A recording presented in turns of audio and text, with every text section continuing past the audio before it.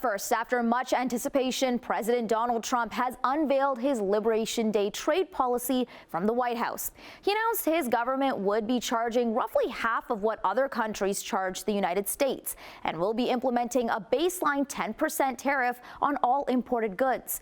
Trump says these reciprocal measures will be a declaration of economic independence, but it looks like Canada might be feeling a bit of a reprieve, having been left out of any major reciprocal tactic. Jobs and factories will come roaring back into our country, and you see it happening already. We will supercharge our domestic industrial base. We will pry open foreign markets and break down foreign trade barriers.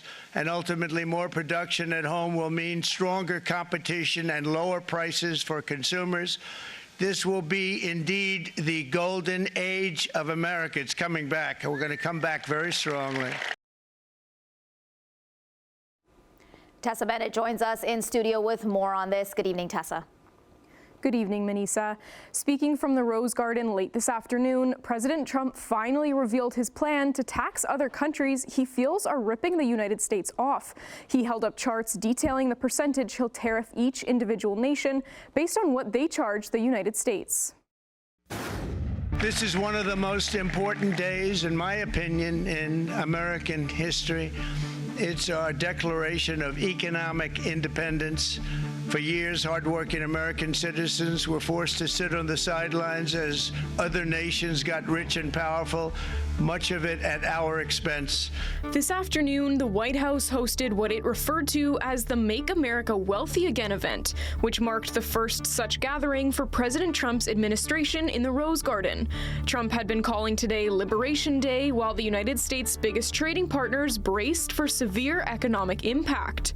Trump outlined his administration's long-foretold plan for reciprocal tariffs, calculating the combined rate each country charged the U.S. in taxes, vowing to even the scale.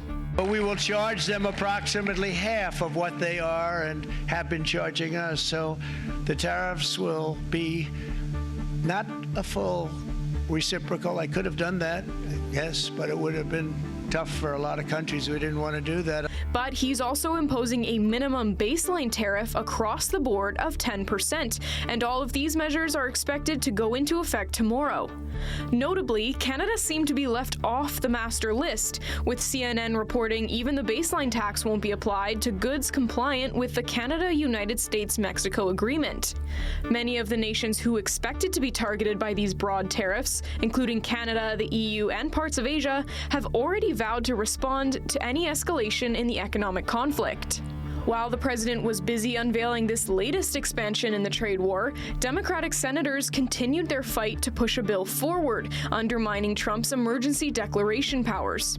The resolution, led by Senator Tim Kaine of Virginia, was proposed to terminate the national emergency Trump is using to impose blanket tariffs on Canadian products. Trump has justified the tariffs by arguing that Canada has not been doing enough to mitigate the flow of illegal drugs across the border. Canadian tariffs are not the answer to the solution, because the fentanyl problem is not primarily a Canadian problem. But this is not about fentanyl, it's about tariffs. It's about a national sales tax on American families. Other Democrats involved in the fight are highlighting the downsides of a trade conflict with Canada for American citizens. It is estimated that the average American family will pay more than $5,000 out of their pocket to pay for these tariffs. For the vote to pass, Democrats need the support of at least 4 Republicans, and according to reports, there are 4 Republican senators in doubt ahead of the vote.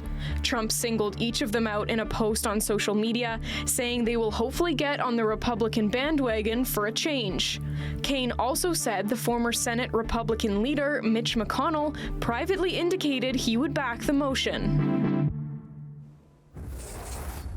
The president also confirmed this afternoon his 25% tariffs on foreign-made autos would be going into effect at midnight before rolling out the reciprocal measures. Prime Minister Mark Carney has already responded to the announcement, saying while Canada has dodged the newest round of tariffs, many remain in place he plans to fight.